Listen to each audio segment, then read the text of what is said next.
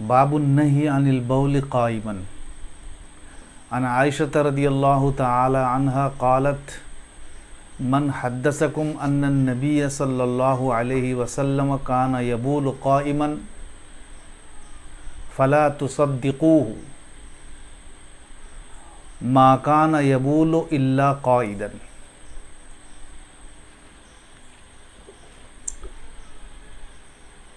बाबुन्नही अनिल बौल क़ाइमन, इस बाब में इमाम तिरमिज़ी रहमतुल्लाह अलैह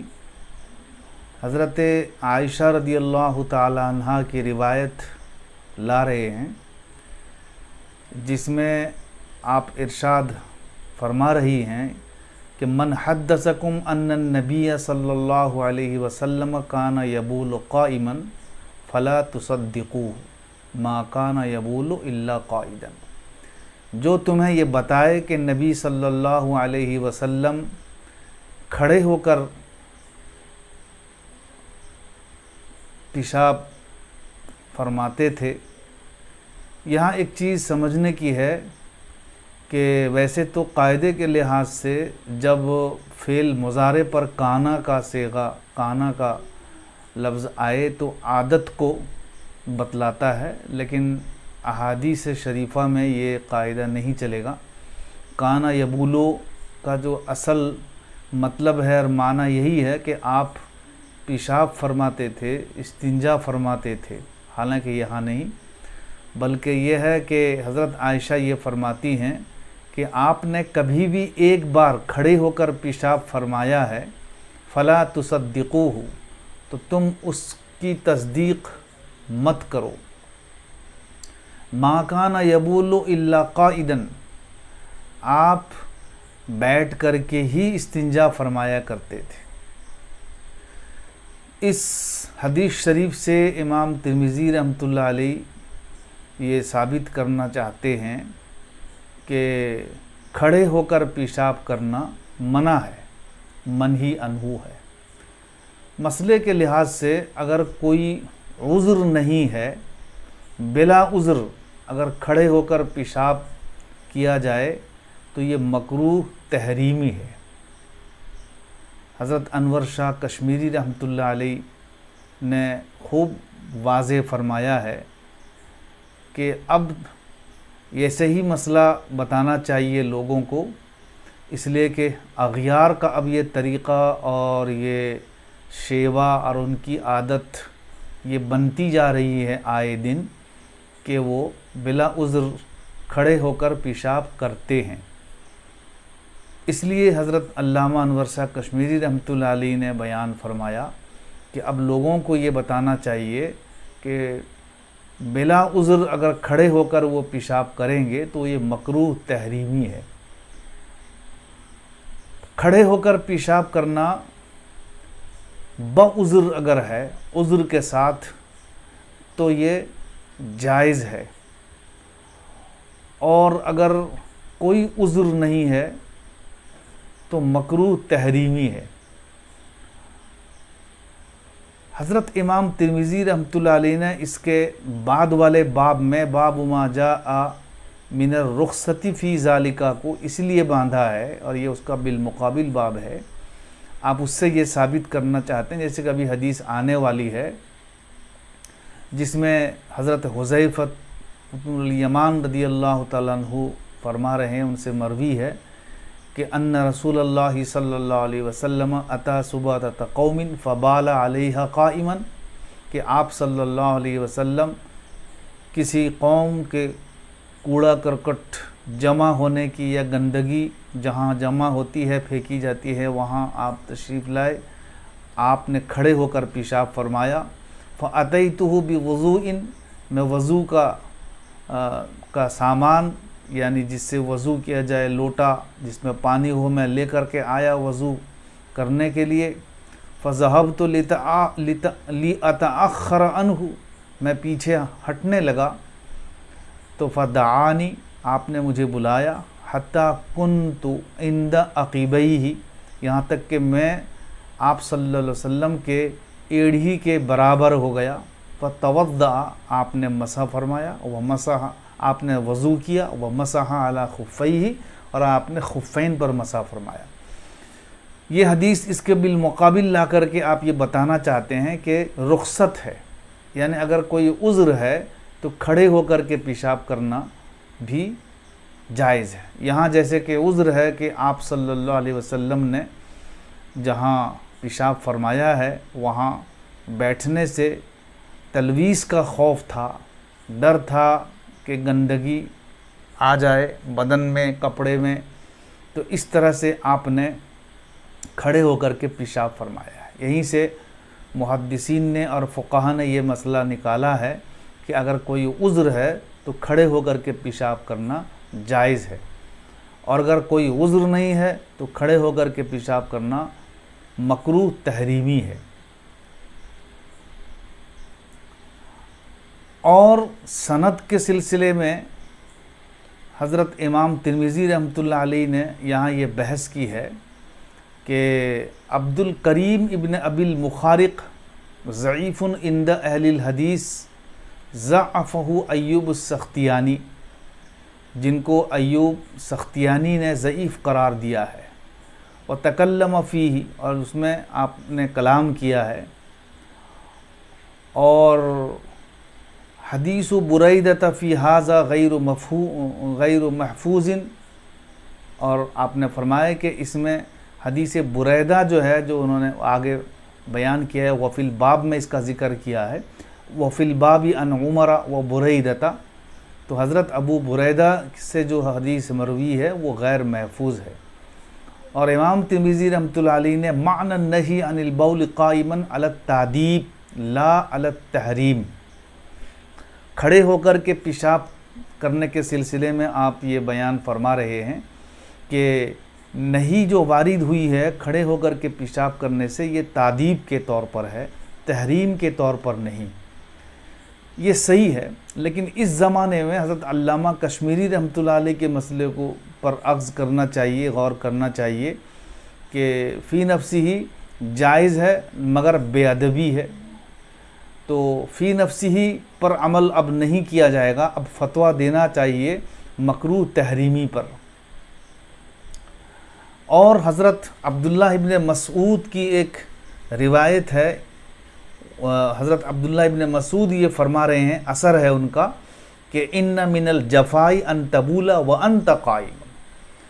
یہ جفا میں سے ہے کہ تم پیشاب کرو اس حال میں کہ تم کھڑے ہوئے ہو۔ تو اس سے پتہ چلا کہ کھڑے ہو کر کے پیشاب کرنا یہ فطرت کے خلاف ہے اور یہ جفا میں سے ہے۔ باب ما جاء من الرخصت فی ذالکہ میں ایک حدیث اور اثر آپ نے یہ بھی لکھا ہے اس میں کہ حضرت عمر ابن الخطاب رضی اللہ تعالیٰ عنہ کو آپ نے پیشاب کرتے ہوئے دیکھا، تو حضرت عمر بن الخطاب سے آپ نے یہ ارشاد فرمایا کہ تم کھڑے ہو کر کے پیشاب مت کرو، تو حضرت عمر یہ فرماتے ہیں ما بلت قائما منذ اسلمت، کہ اس کے بعد سے میں نے کبھی بھی کھڑے ہو کر کے پیشاب نہیں کیا ہے۔ تو اس سے پتہ چلا کہ بعذر آدمی پیشاب جو ہے کھڑے ہو کر کے کر سکتا ہے، بلا عذر پیشاب کرنا یہ ادب کے خلاف ہے، اور حضرت علامہ رحمۃ اللہ علیہ کے فتوی کے مطابق جو مناسب بھی ہے، مکروہ تحریمی ہے، تاکہ لوگ اس شنی حرکت کے سے ڈریں اور بلا عذر کھڑے ہو کر کے پیشاب کرنے سے کلی احتراز کریں اور کلی طور پر بچیں۔ اس کے بعد امام ترمذی رحمۃ اللہ علیہ نے باب قائم فرمایا ہے، باب فی الاستتار عند الحاجہ، حاجت کے وقت میں، یعنی ضرورت کے وقت میں، یہاں ضرورت سے مراد حاجت بشریہ ہے، یعنی پیشاب اور پاخانے کے وقت میں، استنجا کے وقت میں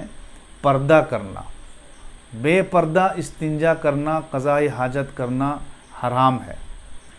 حدیث اس سلسلے میں حضرت انس رضی اللہ تعالیٰ عنہ کی ہے، عن انس قال کان النبی صلی اللہ علیہ وسلم اذا اراد الحاجۃ لم يرفع ثوبه حتى يدنو من الارض، کہ حضرت انس رضی اللہ تعالیٰ عنہ یہ فرماتے ہیں کہ نبی صلی اللہ علیہ وسلم جب حاجت کا ارادہ فرماتے تو کپڑا اس وقت تک نہیں اٹھاتے جب تک کہ زمین سے قریب نہ ہو جائیں۔ یہ بھی شرم اور حیا کا تقاضا ہے کہ کپڑا اسی وقت میں اٹھایا جائے جب بالکل زمین سے قریب ہو جائے۔ حضرت انس رضی اللہ تعالیٰ عنہ کی یہ روایت ہے۔ حضرت ابن عمر نے ارشاد فرمایا کان النبی صلی اللہ علیہ وسلم اذا اراد الحاجۃ لم يرفع ثوبہ حتی یدنو من الارض، وہ بھی ہے۔ ان دونوں حدیثوں کے سلسلے میں آپ حضرت امام ترمذی فرما رہے ہیں کلا الحدیثین مرسلون، یہ دونوں کے دونوں حدیث مرسل ہے۔ کہا جاتا ہے یقال لم يسمع الاعمش من انس بن مالک ولا من احد من اصحاب النبی صلی اللہ علیہ وسلم، کہ اعمش نے، جن کا نام سلیمان ابن مہران ہے، جیسے کہ خود امام ترمذی آگے فرما رہے ہیں، انہوں نے حضرت انس ابن مالک سے سنا نہیں ہے، ان کی سماعت ثابت نہیں ہے، اور نہ کسی بھی اصحاب النبی صلی اللہ علیہ وسلم سے سماعت ثابت ہے۔ اور البتہ انہوں نے حضرت انس ابن مالک رضی اللہ تعالیٰ عنہ کو دیکھا ہے، جس کا ذکر بھی فرما رہے ہیں وقد نظر الى انس بن مالک قال رأیتہ یصلی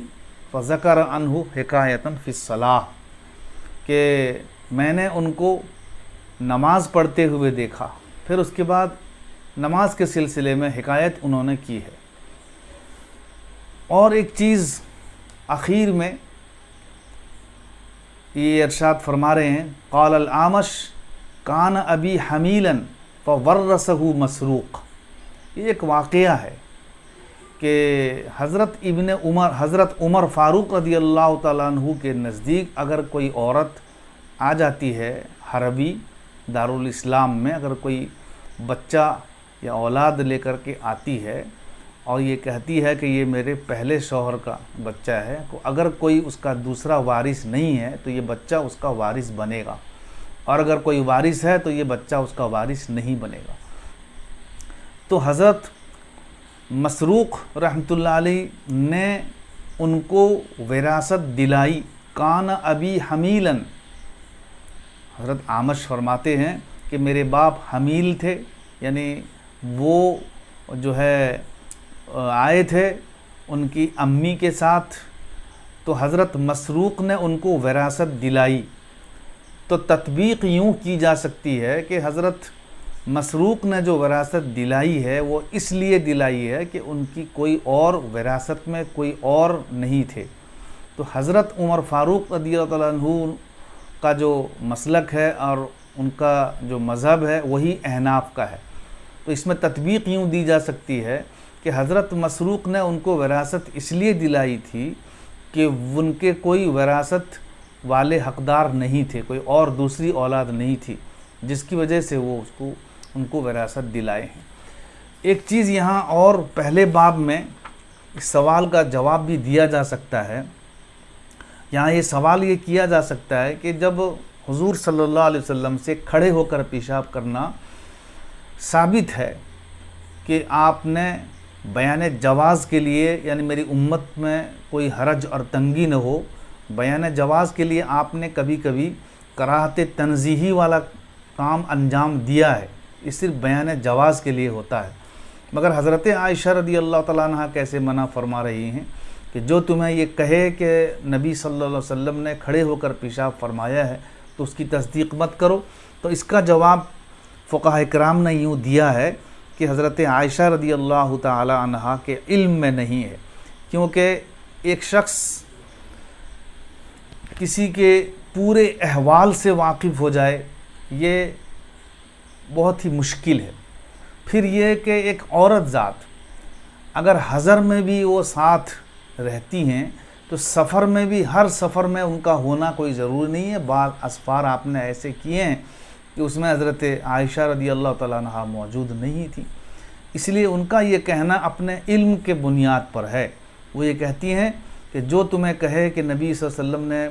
کھڑے ہو کر کے پیشاب فرمایا اس کی تصدیق مت کرو، تو یہ کہا جائے گا کہ یہ ان کے علم کے مطابق ہے، اس لیے کہ ہر وقت وہ جو ہے آپ کے ساتھ نہیں رہا کرتی تھی۔ اس لیے صحیح یہی ہے کہ آپ نے کبھی کبھار کھڑے ہو کر کے بھی پیشاب فرمایا ہے بیان جواز کے لیے، تاکہ امت میں کوئی حرج اور کوئی تنگی نہ ہو۔ اگر ضرورت پیش آئے تو وہ جو ہے کھڑے ہو کر کے پیشاب کر لے۔ اگر اس کو مطلقاً ناجائز قرار دے دیا جائے گا تو بہت حرج اور تنگی ہوگی۔ اس سے بچانے کے لیے دیگر بہت سارے افعال ایسے بھی ہیں کہ بیان جواز کے لیے آپ نے ایسا کیا ہے، تاکہ امت میں کوئی دشواری پیش نہ آئے۔ واللہ اعلم بالصواب۔